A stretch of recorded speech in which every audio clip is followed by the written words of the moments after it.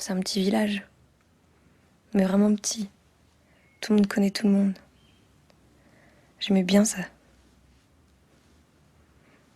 T'étais jamais seul. Ma vie, c'était mes parents, mon frère, et ceux avec qui je jouais le soir sur la place du village après l'école.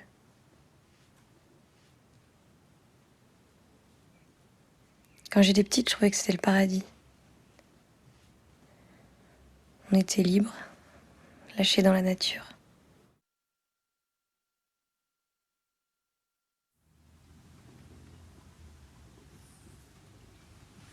À 15 ans, j'ai commencé à me sentir enfermée un peu, à l'étroit.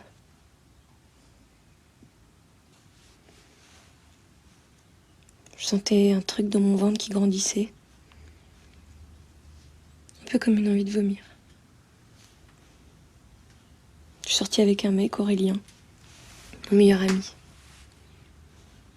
On prenait des bains ensemble quand on était petits, alors du coup ça me semblait normal, naturel. Je l'aimais bien. Je me disais que tout ce que je sentais de bizarre chez moi, ça allait disparaître avec lui. On a couché ensemble. J'ai pas trop aimé ça. Je me disais que c'était normal, tu vois, la première fois. Puis on parlait beaucoup. Alors je lui ai dit que j'étais troublée par des filles. Surtout par une fille, en fait. Et lui, il était super compréhensif. Il me disait que c'était normal, il me poussait à aller au bout de ce désir-là. Au début, ça m'a fait du bien qu'il l'accepte. Puis en fait, j'ai compris qu'il voyait surtout l'occasion d'un plan à trois. Si j'avais couché avec elle toute seule, il aurait trouvé ça dégueulasse. Je l'ai quitté. Puis il a commencé à raconter à tout le monde que j'étais bizarre et que j'étais Gwyn. Puis il y a eu un jour, c'était l'été. On faisait une pièce de théâtre avec la troupe du lycée sur la place du village. Moi j'étais la plus forte, j'avais le premier rôle. Je jouais un garçon, j'avais coupé mes cheveux très courts. Ma mère m'avait fait un super costume. Un uniforme avec une cape. Et puis là, quand j'entre en scène, j'entends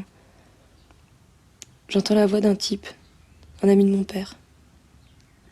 Alors je le regarde, il se lève, il s'attrape l'entrejambe et il dit que quand j'y aurai goûté, ça changera tout. Qu'il fallait tomber sur le bon et toutes ces conneries. Même pas original. Tout le monde a ri.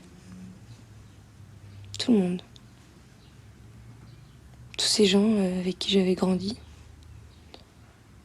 Mes profs, mes amis, mon frère.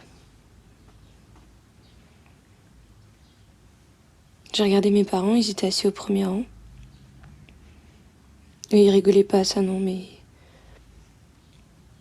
ils sont restés silencieux. Ils ont regardé tout le monde se foutre de ma gueule. Ils sont restés assis comme au spectacle, sans rien dire.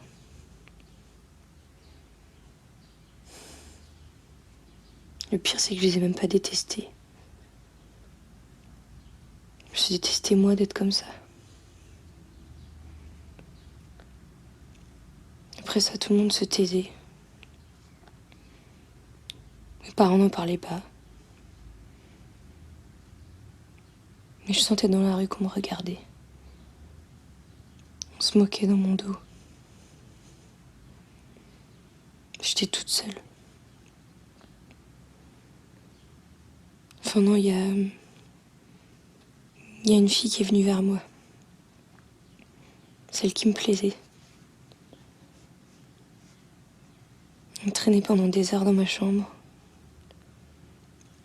Elle me prenait la main. Elle m'allumait. On buvait jusqu'à s'endormir. Je voyais ses yeux qui brillaient quand elle me regardait. C'est ça qui me faisait tenir. me disait que c'était possible. Alors un jour, j'ai essayé de l'embrasser et elle m'a repoussée. Comme si c'était dégueulasse. Comme si elle n'y avait pas pensé.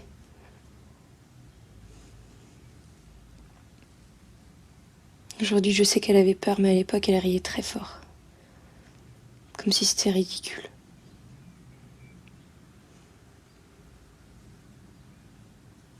Elle aussi, elle l'a raconté à tout le monde.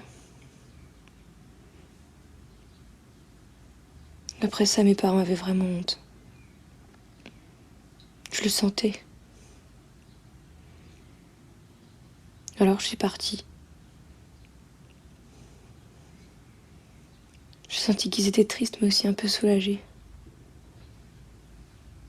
Enfin, je sais pas. Je les ai pas revus depuis. Ça fait 3 ans. On s'appelle, on se dit des banalités. Ils posent pas de questions, surtout pas. Parce qu'ils ont peur des réponses.